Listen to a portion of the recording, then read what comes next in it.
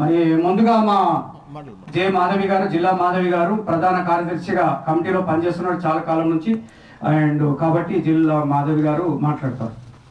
గౌరవనీయులైన పెద్దలకు, అందరికీ నమస్కారము. ప్రధాన ఉద్దేశము, ఈ కాన్ఫరెన్స్ యొక్క ప్రధాన ఉద్దేశము పెండింగ్లో ఉన్న సబ్సిడీల గురించి. ప్రభుత్వాలు మారుతున్నా, రాజకీయ నాయకులు మారుతున్నా, ఎస్సీ ఎస్టీ బీసీల బ్రతుకులు మారడం లేదు. స్వాతంత్రం వచ్చి 78 సంవత్సరాలు అయినా ఈ బ్రతుకులు మారడం అనేది జరగట్లేదు. 2014లో తెలంగాణ ప్రత్యేక రాష్ట్రాన్ని కోరి తెచ్చుకున్నాం. ప్రత్యేక రాష్ట్రం వస్తే బ్రతుకులు మారుతాయని ఎంతో ఆశపడ్డాము, కానీ అవి ఎండమావులుగానే మిగిలిపోతున్నాయి. గత ప్రభుత్వం 10 సంవత్సరాల పాలనలో మార్చుకకు మాత్రము కొంత సబ్సిడీ రిలీజ్ చేసి దాదాపు 500 కోట్ల దాకా సబ్సిడీలు పెండింగ్ పెట్టి వెళ్ళిపోయారు. ఈ ప్రభుత్వం వచ్చిన బ్రతుకులు మారతాయని సబ్సిడీలు రిలీజ్ చేస్తారు అని ఎంతో ఆశపడ్డాము, కానీ అవి జరగటం లేదు. అధికారులు, ప్రభుత్వము నిర్లక్ష్యం వల్ల ఎంతోమంది సబ్సిడీ పెట్టుకున్న వాళ్ళు నష్టపోతున్నారు. వాళ్ళు ఆర్థిక ఇబ్బందులు ఎదుర్కోవాల్సి వస్తుంది. 2019 నుంచి 2024 వరకు దాదాపు 500 కోట్ల సబ్సిడీలు రిలీజ్కి పెండింగ్లో ఉన్నాయి. కొత్త గవర్నమెంట్ ఏర్పాటు చేసిన ఎంఎస్ఎంఈ న్యూ పాలసీ 2024 కూడా ఇంకా అమలుకు నోచుకోలేదు. కాబట్టి దీని గురించి ప్రభుత్వం స్పందించి, అధికారులు స్పందించి వెంటనే సబ్సిడీలు రిలీజ్ చేయాలని మా ప్రధాన ఉద్దేశం. Thank you. మీడియా మిత్రులకి మరొకసారి నమస్కారం.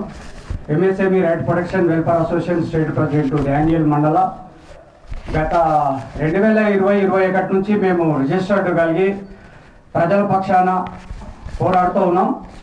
ఒక మనిషి సామాజికంగా ఎదగాలి అని అంటే తెలివి కావాలి, చదువు కావాలి, జ్ఞానం కావాలి, అవేర్నెస్ కావాలి. కానీ ఆర్థికంగా ఎదగాలంటే బ్యాంకులతో ముడిపడి ఉన్నందువల్ల పెద్ద ఆయన చెప్పిన రీతిగా చాలా సమస్యలను ఎదుర్కొంటున్నటువంటి సామాన్య ప్రజలు, సామాన్య జనం, వీరి గురించి ఎవరు పట్టించుకోరు, ఎవరు అడగరు. అసలు ఏ ఎమ్మెల్యేను, ఏ మినిస్టరో రికమెండ్ చేసి ఫోన్ చేస్తే తప్ప వాళ్ళు స్పందించరు. అసలు బ్యాంకులకు రికమెండ్ చేసేవాళ్ళు లేరు.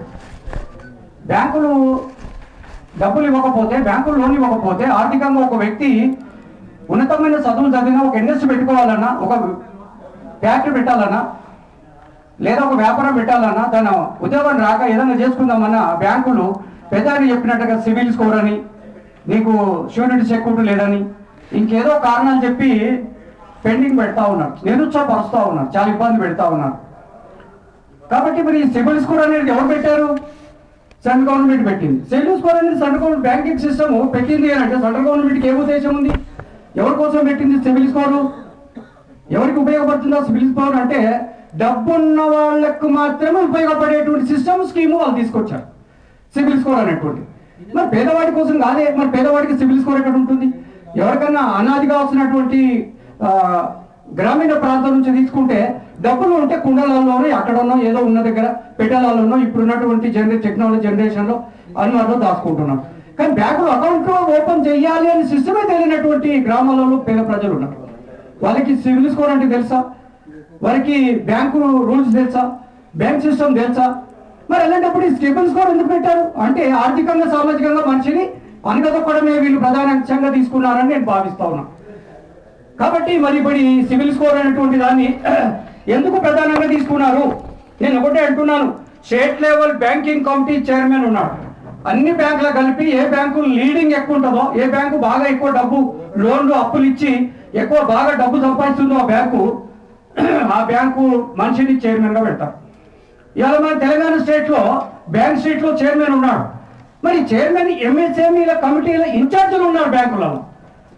ఈ ఇన్ఛార్జీలు ఏం పని చేస్తున్నారు అంటే సివిల్ స్కోర్ ఫాలో చేయాలి. అరే అయ్యా, సివిల్ స్కోర్ కాదు, సివిల్ స్కోర్ కాదు. ఎవరు పెట్టుకున్నారు సివిల్ స్కోరు? మీరు బ్యాంకులు ఎందుకు పెట్టారు? ఎవరి కోసం బ్యాంకులు పెట్టారు?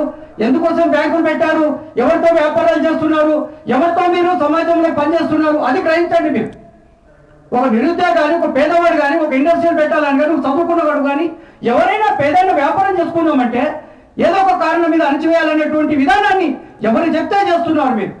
ఖబర్దార్, నేను హెచ్చరిక అనుకోండి, మీరు వార్నింగ్ అనుకోండి, మీరు ఏదైనా అనుకోండి, ఒకవేళ సిబిల్ స్కోర్ను తక్షణమే ఎత్తేయండి. సిబిల్ స్కోర్ అనేటువంటి దాన్ని తక్షణమే ఎత్తేయండి. మేము హెచ్చరిస్తున్నాం. ఒకవేళ సిబిల్ స్కోర్ అనేది ఎత్తేయకపోతే మీ బ్యాంకుల ముందు ధర్నాలు చేస్తాం. మీ బ్యాంకుల ముందు ధర్నాలు చేస్తాం. అవసరమనుకుంటే రసరోకలు చేస్తాం. మనల్ని సామాజికంగా ఆర్థికంగా ఎదగకుండా ఎస్సీ ఎస్టీ బీసీలను ఎదగకుండాటువంటి చట్టాన్ని తీసుకొచ్చి మనల్ని ఎందుకు మీరు ఇబ్బంది పెడతా ఉన్నారు? చైర్మన్ గారికి హెచ్చరిక జారీ చేస్తున్నాను. మీరు బ్యాంకర్స్ మేనేజర్లకు ఏజీఎంల డీజీఎంలకు మీరు ఆదేశాలు ఇవ్వండి. షూరిటీ సెక్యూరిటీ లేకుండా లోన్లు ఇవ్వాలి ఎస్సీ ఎస్టీ బీసీలకు అని చెప్పి రిజర్వ్ బ్యాంక్ గైడ్లైన్స్. ఇది కేంద్రంలో ఉన్నటువంటి పార్లమెంటులో బిల్లు చేసిన తర్వాత ఇది రిజర్వ్ బ్యాంకులకు రూల్ వస్తుంది. రిజర్వ్ బ్యాంకులు ఈ యొక్క గైడ్లైన్స్ ఫాలో చేయాలి. ఈ గైడ్లైన్స్ ఎక్కడికి వెళ్తుందంటే బ్యాంకులకు వెళ్తుంది. మారుమూల గ్రామంలో ఉన్న బ్యాంకు మేనేజర్ల వరకు కూడా ఈ గైడ్లైన్స్ వెళ్తుంది. కానీ గైడ్లైన్స్ తో పనిచేస్తున్నారా బ్యాంకర్స్? లేదే, గైడ్లైన్స్ తో పనిచేయట్లేదు వాళ్ళు. అస్తమానం ఏంటంటే ఎప్పుడో తాత ముత్తాల నైజాం కాలంలో ఎవడో ఎస్సీ వాడు లోన్ తీసుకొని కట్టలేదంట. అది ముందలేస్తారు పోంగని ఏమంటారు అంటే ఎస్సీ లోన్ కట్టలేయా, మీరు మెయింటైన్ చేయలేయా, బ్యాంకు రూల్ మీకు తెలియయా, మీకు సిస్టమ్ తెలియదా అనేటువంటిది ముందుకు వేసుకుంటున్నారు. నేను చాలా వరంగల్లో నేను బెదిరించాను, నల్గొండలో బెదిరించాను, నేను దేవరకొండలో బెదిరించాను, హైదరాబాద్ లో బెదిరించాను. బ్యాంకులను బెదిరించి లోన్ ఇప్పించాల్సి వస్తుంది. కొమ్ము నిలిచి ఒకవేళ లోన్ ఇవ్వకపోతే మేమో ఇవ్వు,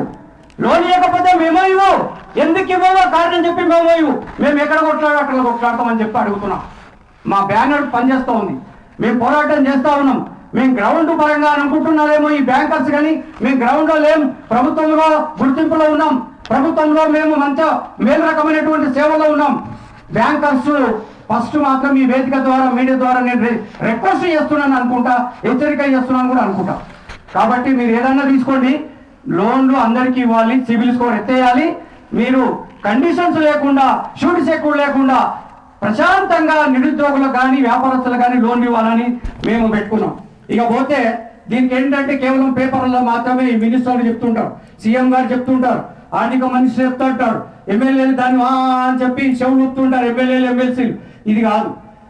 మీ కాన్స్టిట్యూన్స్ లో గెలిచినప్పుడు ఎంతమంది నిరుద్యోగులు ఉన్నారు, మీ కాన్స్టిట్యూన్స్ లో ఎన్ని ఇండస్ట్రీస్ ఉన్నాయి, మీ కాన్స్టిట్యూన్స్ లో నిరుద్యోగుల సమస్యలు ఏంటి, మీ కాన్స్టిట్యూన్స్ లో ప్రజలు ఎలా ఉన్నారు అనేటిది గాలి వదిలేసి ఎమ్మెల్యేలు ఏం చేస్తున్నారంటే అస్తమానం సీఎం గారు అపార్ట్మెంట్ కోసం, సెక్రటరియట్ లో మినిస్టర్ గారి కోసం, లేదంటే కబ్జాలు పెట్టి భూములు సంపాదించుకోవాలి, మళ్ళీ ఓట్లలో గెలవాలంటే డబ్బు సంపాదించాలి, ఎలాగా ఆర్థికంగా ఎదగాలనే దాని మీదే ఈ ఎమ్మెల్యేలు మనసు పెట్టారు తప్ప ప్రజా సమస్యలు పట్టించుకోవట్లేదు. ఇది కరెక్ట్ కాదు. ఎమ్మెల్యేలు అందరూ గ్రహించాలి, ఇది కరెక్ట్ కాదు. ప్రజాక్షేమాన్ని కోరండి. నిరుద్యోగులకు ఫ్యాక్టరీలలో, ఇండస్ట్రీలలో లోకల్ నాన్ లోకల్ వాళ్ళు వచ్చి నిండిపోతున్నారు. లోకల్ వాళ్ళకు ఉద్యోగాలు లేవు, చదువుకొని రోడ్ల మీద తిరుగుతున్నారు, దొంగలుగా మారుతున్నారు. మరి ఎంతో మంది ఇబ్బందులు పడతా ఉన్నారు. యువత పెడదారి పడతా ఉంది. దీని కారకులు ఎవరు అంటే ప్రజా పరిపాలన చేసే నాయకుడు, ప్రభుత్వ అధికారులు కారణం అని చెప్తా ఉన్నాం. కాబట్టి ఇవన్నీ మానుకొని మీరు ప్రజాక్షేమాన్ని దృష్టిలో పెట్టుకోండి. ఇందాక మా సోదరిమణి చెప్పింది, గత ప్రభుత్వంలో బీఆర్ఎస్ ప్రభుత్వంలో 19 నుంచి 23 వరకు వాళ్ళ గవర్నమెంట్ ఉన్నంత వరకు 500 కోట్ల రూపాయలు పెండింగ్ పెట్టేలేదు. కేటీఆర్ గారు వేశారు ఆల్రెడీ, ఇండస్ట్రీ డిపార్ట్మెంట్ లో సబ్సిడీలు మొత్తం వేయండి. మన 4,000 కోట్లు ఏం చేసిందంటే మళ్ళీ ఏమనుకున్నాడో ఏమో, దేనికి అవసరం వచ్చిందో ఏమో వెనకాల తీసేసుకున్నాడు.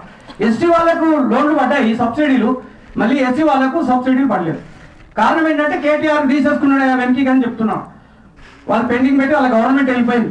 ఈ గవర్నమెంట్ వచ్చిన తర్వాత నూతన సంవత్సరంలో సీఎం గారు అండ్ బట్టి విక్రమార్క గారు అండ్ శ్రీధర్ బాబు గారు ప్రకటించారు, శిల్పారాంలో ప్రకటించారు. ఏమని అంటే ఎంఎస్ఎంఈ న్యూ పాలసీలో మొత్తం తెల్లగైపోతుంది, మొత్తం రాష్ట్రం అంతా తెల్లగా చేసేస్తున్నాము.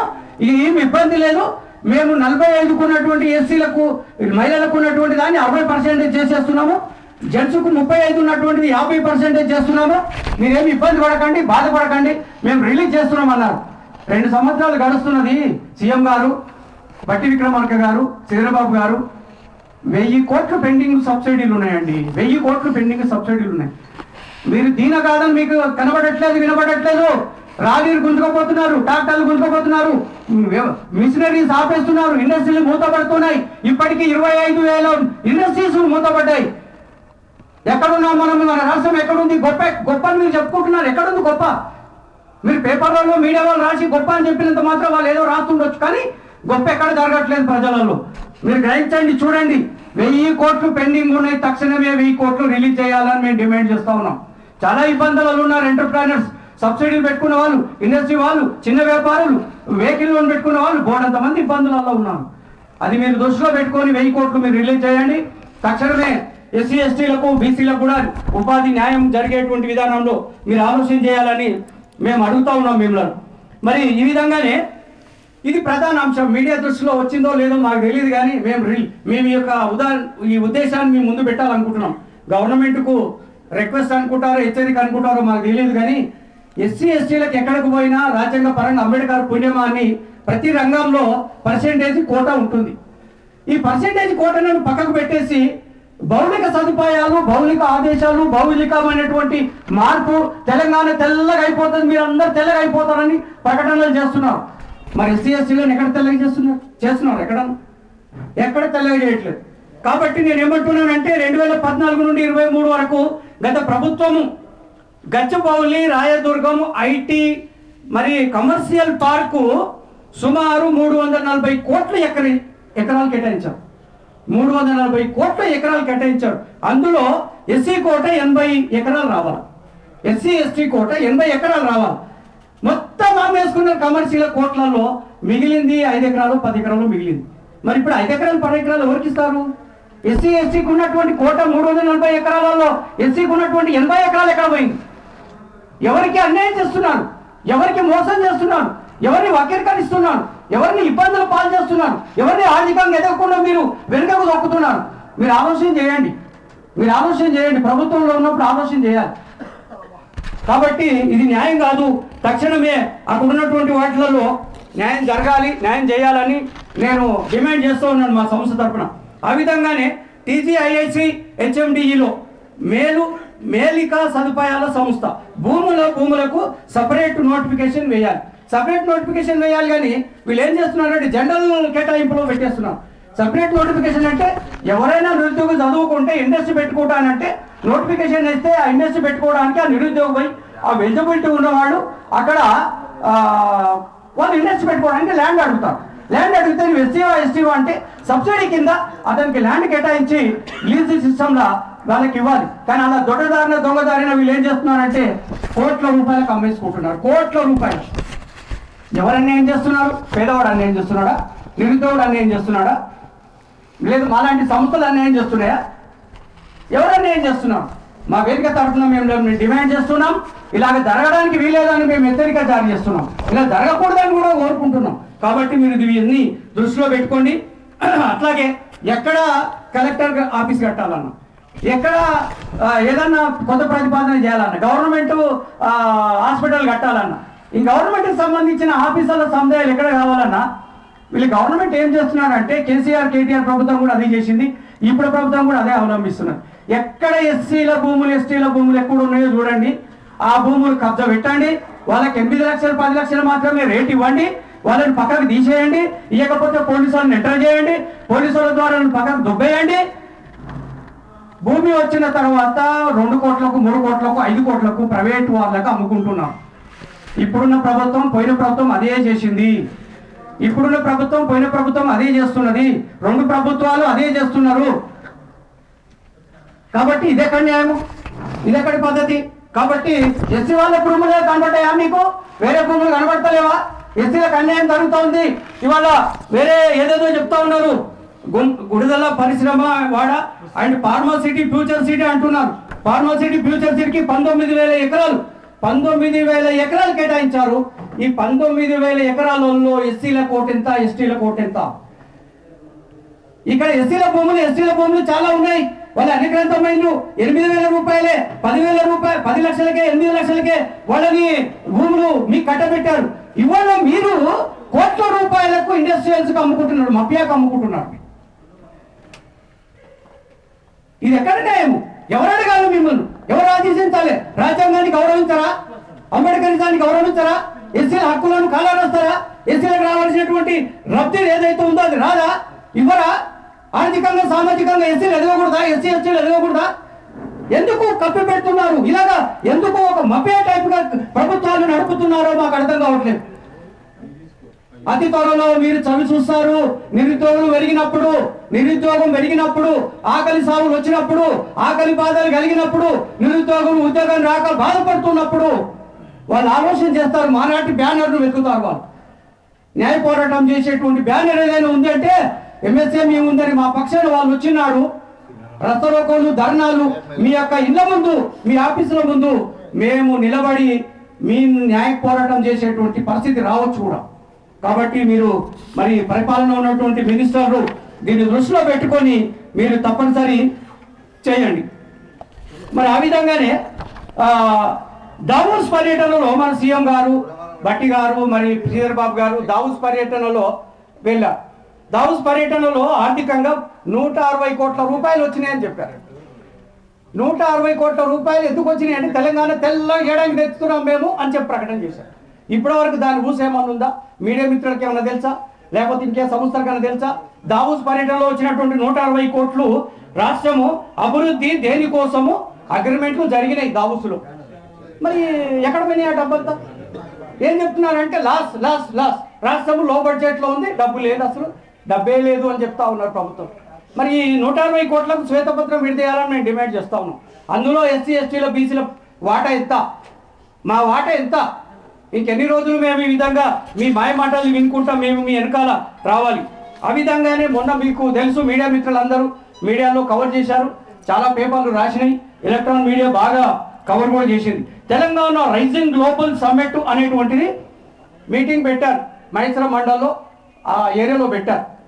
ఈ రైజింగ్ గ్లోబల్ సమ్మిట్ అనేటువంటిది ఏంటంటే విదేశీయులను ఇక్కడ పెట్టుబడులు పెట్టి ఇండస్ట్రీ నిర్మించడానికి పెట్టినటువంటి మీటింగ్ అని చెప్పారు. దీంట్లో 550 కోట్లు ఎంఓయు అండర్స్టాండింగ్ జరిగింది. 550 కోట్లు ఎంఓయు అండర్స్టాండింగ్ జరిగింది. ప్రభుత్వానికి అక్కడ వచ్చినటువంటి వారికి అండర్స్టాండింగ్ జరిగింది.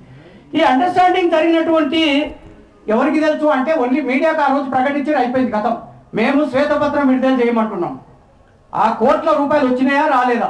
శ్వేతపత్రం విడుదల చేయమని ఎందుకు డిమాండ్ చేస్తున్నాం అంటే భూములు పేదవాళ్ళని గుంజుకుంటున్నారు, ఉద్యోగాలు ఇవ్వట్లేదు, సబ్సిడీలు ఇవ్వట్లేదు. అసలు ఇస్తారా ఇవ్వరా తెలియదు. అసలు ఒకవేళ ఇవ్వకపోతే సబ్సిడీలు ఎత్తాయండి, ఇబ్బంది లేదు, పెట్టుకోరు కదా. పెట్టుకొని ఇబ్బంది పడడం ఎందుకు? బ్యాంక్ వాళ్ళు వచ్చి పుస్తకాలు గుంజుకోపోవడం ఎందుకు? ఆస్తులు గుంజుకోపోవడం ఎందుకు? ఇళ్ల మీద దాడి చేయడం ఎందుకు? ఇల్లు ఆస్తులు వెలపడి చేయడం ఎందుకు? ఇవ్వాలనుకుంటే ఇవ్వండి, తక్షణమే 1000 కోట్లు పెండింగ్లో ఉన్నటువంటి వాటిని మీరు ఇవ్వండి, రిలీజ్ చేయండి. సబ్సిడీలు రిలీజ్ చేయకపోతే ఈ ఎస్సీ ఎస్టీలకు సంబంధించినటువంటి లబ్ధిదారుల భూములు మీకెందుకు? ఎవరిని ఉద్ధరించడానికి, ఎవరిని బాగు చేయడానికి, ఎవరిని అచ్చేయడానికి? ఇవాళ మైసర మండలంలో, రంగారెడ్డి జిల్లాలో చాలా మండలాల్లో ఫ్యూచర్ సిటీ అని ప్రకటించారు. దగ్గర 8 మండలాలు ప్రకటించారు రంగారెడ్డి జిల్లాలో ఉన్నటువంటిది. ఈ 8 జిల్లాల్లో ఎవరి డెవలప్మెంటు, ఎవరిని బాగు చేయడానికి, ఎవరిని ఉద్ధరించడానికి, ఎవరిని మీరు మేలు చేయడానికి? ఒక సైడు మమ్మల్ని అన్ని విధాలుగా సామాజికంగా, మీరు ఆర్థికంగా వెనుకబాటుతనంగా ఒక పాలన చేసుకుంటూ పోతూ ఉన్నారు. పత్రికలలో మాత్రం మమ్మల్ని ఏదో చేస్తూ ఉన్నారు అంటున్నారు. మేము ఒకటే ఇస్తున్నాము, రేవంత్ రెడ్డి సర్కారు గారికి. రేవంత్ రెడ్డి మంచి వ్యక్తి, భట్టి గారు కూడా మంచి మనసు కలిగిన వ్యక్తి, శ్రీధర్ బాబు కూడా మంచోడే, కానీ పనులు జరగట్లేదు. మంచోడు అనాలి తప్పదు, ఏం చేస్తాం మరి? తిడితే రావు కదా. మంచోడు అంటాం, ఏం చేస్తాం? ప్రజల పక్షాన కొట్లాడుతున్నాం. 1000 కోట్లు తక్షణమే రిలీజ్ చేయాలని మిమ్మల్ని డిమాండ్ చేస్తూ, రిక్వెస్ట్ కూడా చేస్తూ, సమస్యలు పరిష్కరిస్తూ. ఇంకొక ప్రధాన అంశం ఏంటంటే ఎవరైనా ఒక షెటర్ కిరాయికి తీసుకుంటే కేవలము 11 నెలలు రెంట్ లీజ్ అగ్రిమెంట్ ఇస్తారు, రెంటల్ అగ్రిమెంట్ ఇస్తారు. వీళ్ళు ఏం పెట్టారంటే కండిషన్ ఇండస్ట్రియల్ డిపార్ట్మెంట్లో 8.5 సంవత్సరాలు గవర్నమెంట్ రిజిస్టర్డ్ లీజ్ తీసుకురా అంటున్నారు. అయ్యే పనేనా అది? 11 నెలలు ఇవ్వడానికే ఓనర్ ఇబ్బంది పడతాడు, 8.5 ఏళ్ళు రిజిస్టర్డ్ లీజ్ ఇస్తారా? ఇలాంటి కండిషన్స్ పెట్టి ఎవరికి అన్యాయం చేయాలనుకుంటున్నారు మీరు? ఇలాంటి వక్రమైనటువంటి రూల్స్ ఎవరు పెడుతున్నారు? శ్రీధర్ బాబు గారు, ప్రిన్సిపల్ సెక్రటరీ గారు, అడిషనల్ డైరెక్టర్, కమిషనర్ గారు, ఇండస్ట్రియల్ సబ్సిడీ ఇచ్చేటువంటి డిపార్ట్మెంట్ ఆలోచన చేయాలి. ఇలాంటి వాడిని ఎత్తేయండి తక్షణమే. ఆర్థికంగా సామాజికంగా ఒక పేదవాడు ఎదగడానికి, నిరుద్యోగి ఇండస్ట్రీ పెట్టుకోవడానికి, సామాజికంగా డెవలప్ కావడానికి మీరు చేయుతనివ్వండి. మనటి సంస్థలు కూడా మేము జయజాలు పలుకుతాం, మేము గొప్పలాన్ని మేము ప్రకటిస్తాం, గొప్పలాన్ని కొనియాడతాం. కాబట్టి ఇది బ్యాంకులకు కానీ ప్రభుత్వాలకు కానీ మేము డిమాండ్ చేస్తూ ఉన్నాం. చెప్పినటువంటి వాటి విషయంలో మీడియా వాళ్ళు కూడా అంతా, మీడియా మిత్రులు కూడా ఒకసారి మీ అన్నలు మీ తమ్ముళ్ళు అనుకోండి, సామాజిక సేవలో మేము భాగమై ఉన్నాం. కాబట్టి మీరు కూడా మాకు సహకరించి సామాజిక సేవలో మీకు ప్రభుత్వం దృష్టికి తీసుకుపోయి దీని విషయంలో ప్రజలకు న్యాయం జరిగే విధంగా ఒక వారధిగా మీరు ఉన్నతమైనటువంటి స్థానంలో ఉన్నారు. కాబట్టి మీరు అందరూ సహకరించి మాకు చేదోడు నాదోడు అందించి ఎప్పుడు మీ వెంట మేము, మా వెంట మీరు, మీ వెంట మేము, మా వెంట మీరు అందరం కలిసి మనం సమాజంలోకి వెళ్దాం, సమాజంలో పనిచేద్దాం. మా సంస్థ తప్పనిసరి పనిచేస్తుంది. అధ్యక్షులు మారినా, కమిటీ మారినా, ఎవరు మారినా ఉద్యమం ఆగదు. ఈ ఉద్యమము ఉప్పెన అందుకుంటుంది. జిల్లాలలో కమిటీలు వేయబోతున్నాం, స్టేట్ కమిటీలో ఉంది, మళ్ళీ కమిటీ వేస్తాము, జిల్లాలో కమిటీలు వేస్తాం, బ్యాంకింగ్ సిస్టంలో ప్రతిపాదనలు తీసుకుంటాం, ప్రభుత్వం మీద ఒత్తిడి తీసుకొస్తాం, రసరోకోలు పెడతాం, ధర్నాలు పెడతాం. మా డిమాండ్లు మేము ప్రజల పక్షాన నిలబడి సాధించుకుంటాం. ఇది నేను వచ్చేటువంటి రోజులలో ఇవన్నీ చేయబోతున్నాం. కాబట్టి మీడియా మిత్రులు, మీడియా ప్రతినిధులు and electronic media, digital media, print media and అందరికీ మీకు ప్రత్యేక నూతన సంవత్సరంలో రిక్వెస్ట్ చేస్తున్నాను, ధన్యవాదాలు చెప్తున్నాను.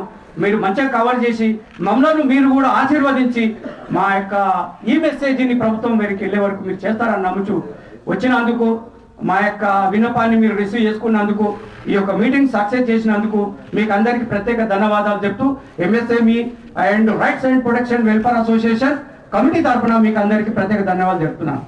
జై భారత్, జై భీమ్, జై అంబేద్కర్. ప్రవీణ్ గారు వైస్ ప్రెసిడెంట్, మా చీఫ్ అడ్వైజర్ తిరుపతి సార్ కొన్ని బ్యాంకింగ్ సిస్టమ్ డీజీఎంగా రిటైర్డ్ అయ్యారు, మాకు ముఖ్య సలహాదారుగా ఉన్నారు. సార్ కొన్ని సూచన సలహాలు మాకు ఇస్తూ తర్వాత నేను మాట్లాడు.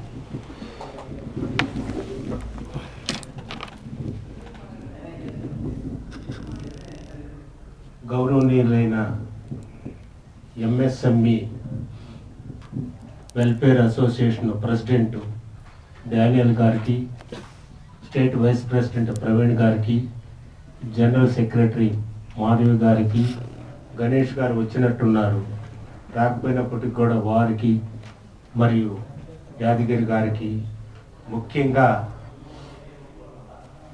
లాస్ట్ హోప్ అంటే కోర్టు అనుకుంటారు, కానీ కోర్టులో కూడా న్యాయం జరగకపోతే last ray of hope press నుంచి వచ్చిన మీడియా మిత్రులందరికీ కూడా నూతన సంవత్సర శుభాకాంక్షలు మరి ధన్యవాదాలు తెలుపుకుంటూ, నేను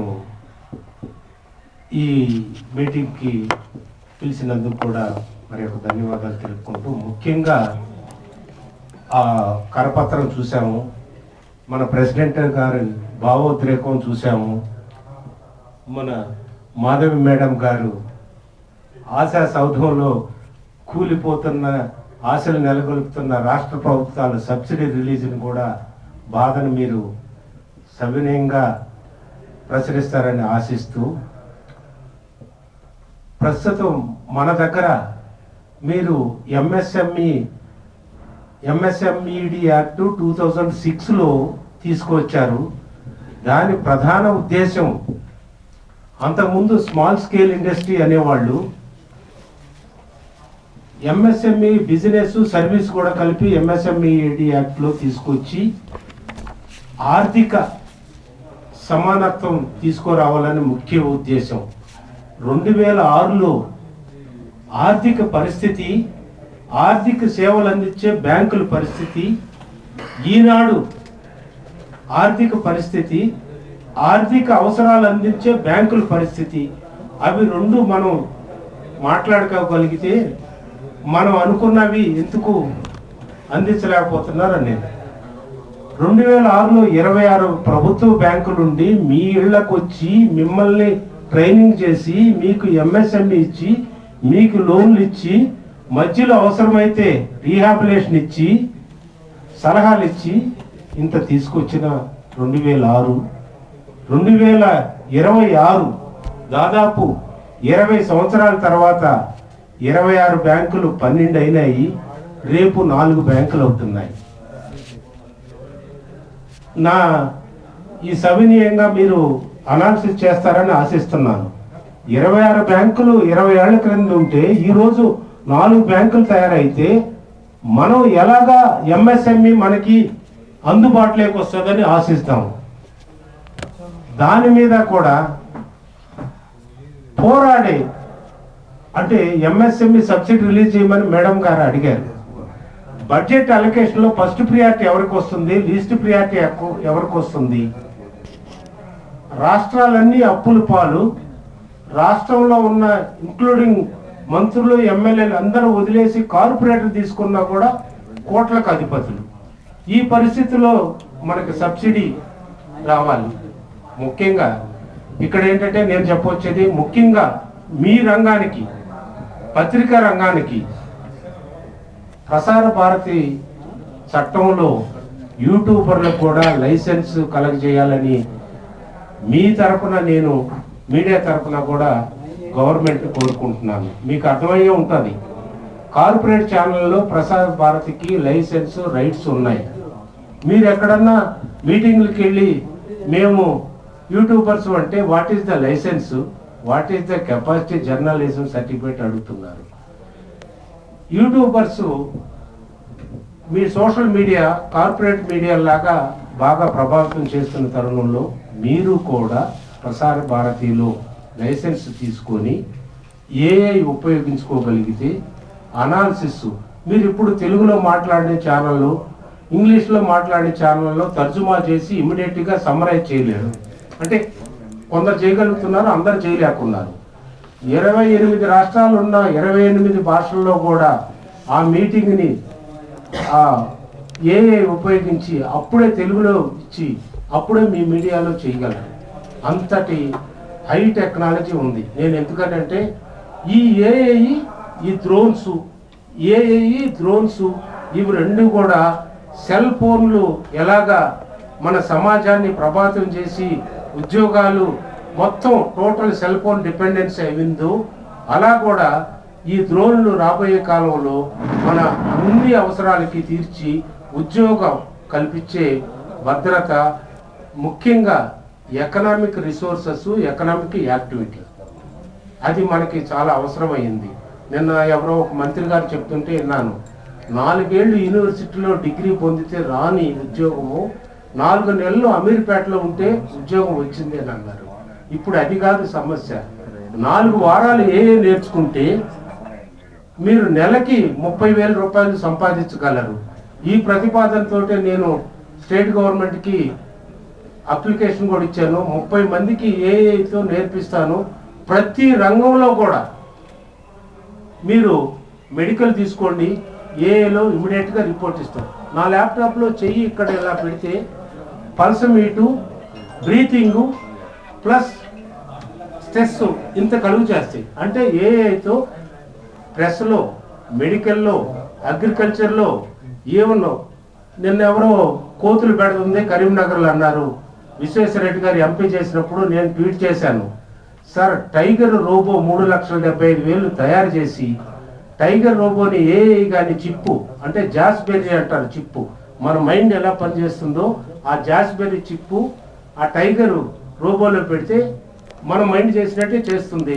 కోతులు అరుస్తూ తరుముకుంటూ వెళ్తుందంటే ఆయన ఏమన్నాడంటే, ముందు మీ ఊర్లో చూసుకో, కోతులు తరుముకో అని అన్నాడు. 3,75,000కి ఎంతమంది అక్కడ ఉద్యోగాలు వస్తాయి. అలాగే అన్ని ఫీల్డ్లో, అగ్రికల్చర్లో తీసుకోండి, డ్రోన్స్ స్ప్రే చేస్తాయి. కానీ ఏఐ దాంట్లో జోడీ చేస్తే ఎక్కడైతే పురుగుందో, ఎక్కడైతే నల్ల మచ్చ వచ్చిందో, ఎక్కడైతే కొబ్బరికాయలకి, మీరు కొబ్బరికాయలు చూసే ఉంటారు, అన్ని సారులు వచ్చి ఉంటాయి. అవి నల్లి ఆ సారం పిండేస్తే వచ్చిన సారులు. అవి దయచేసి మీరు తాగినా పర్వాలేదు, పిల్లలకి ఆ కొబ్బరికాయలు తాగించద్దండి.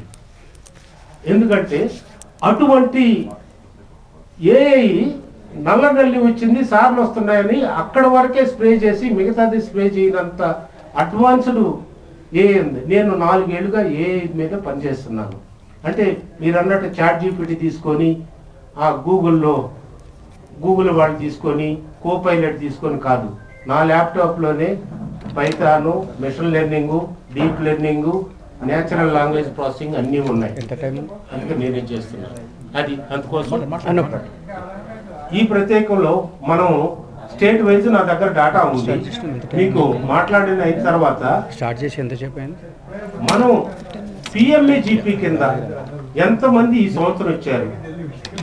2017లో 24,000 మంది బెనిఫిషరీ అయితే సెంట్రల్ లెవెల్లో ఈనాడు 6,000 మంది కూడా లేరు. దీన్ని ఎక్కడైనా ఏ కార్పొరేట్ మెస్ కానీ మీడియా కానీ ఎవరైనా రైజ్ చేయగలిగారా? ఇంతకుముందు మేధావులు అనేవాళ్ళు ఉండి ఎక్కడో దగ్గర ప్రశ్నించేవాళ్ళు. అటువంటి లేనప్పుడు మన బృందం, మిత్ర బృందం ఒకటి వచ్చి మీ ద్వారా గవర్నమెంట్కి తెలియజేసి ఇప్పుడున్న పరిస్థితుల్లో నిరుద్యోగ సమస్య ఎంఎస్ఎంఈ ఒకటే పరిష్కారం. ఎంఎస్ఎంఈతో డ్రోన్స్ ఏఐ మీకు తెలిసే ఉంటుంది. మీకు 2 నిమిషాలు టైం ఇస్తే చెప్తాను. అన్మ్యాన్డ్ ఎయిర్ క్రాఫ్ట్ అంటారు డ్రోన్స్ అంటే. దాంట్లో 4 రకాలు ఉన్నాయి.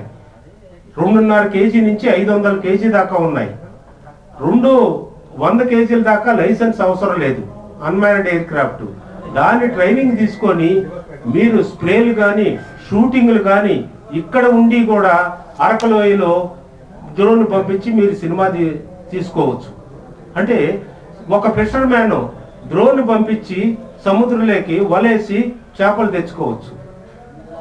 ఇంత ఆపర్చునిటీస్ ఉన్న డ్రోన్స్ ఏఐని జత చేసి మనకి గవర్నమెంట్ ముందుగా వచ్చి మిగతా దేశం అంతా కూడా ఎక్కడ ఆ ఈ అంటే ముందుకు తీసుకురాలేదు. మన తెలంగాణ గవర్నమెంట్ ముందుకు తీసుకొచ్చి మన ఉన్న యువతకి అన్ని అవకాశాలు చేయగలిగితే, అంటే విత్తనాలు చల్లటం, వరి కొయ్యటం, మొత్తం ధాన్యాన్ని ఆరబెట్టడం, వీళ్ళన్నిటి కూడా డ్రోను ఏఐ వస్తుంది. ఈ విధంగా చేయగలిగితే మనం దీంట్లో మీరు అనుకోవచ్చు సార్ అన్నీ చెప్తున్నాడు, దీని కాస్ట్ ఎంత అని. డ్రోను 5 లక్షల నుంచి 8.5 లక్షల దాకా ఉంది. 200 కేజీలు ఉండేది 20 కేజీలు స్ప్రే చేయగలిగేది 8.5 లక్ష. ఎంఎస్ఎంఈ 8.5 లక్ష ఇవ్వలేదా? మెయిన్ సబ్జెక్ట్లోకి వద్దాం. అది అంటే ఇది ఎంఎస్ఎంఈకి అదే ఉంచుతుంది. ఇప్పుడు నా దగ్గర అంటే అన్ని రంగాల్లో అది ఉన్నది కాబట్టి ఎంఎస్ఎంఈ ద్వారా మనము అందరం కలిసి మీరు దీన్ని ఈ రోజుతోనే కాకుండా మీరు కొద్ది రోజుల తర్వాత రిపీట్ చేయగలిగితే ఈ వార్తని మనకి అందరికి కూడా ఉపయోగపడుతుంది.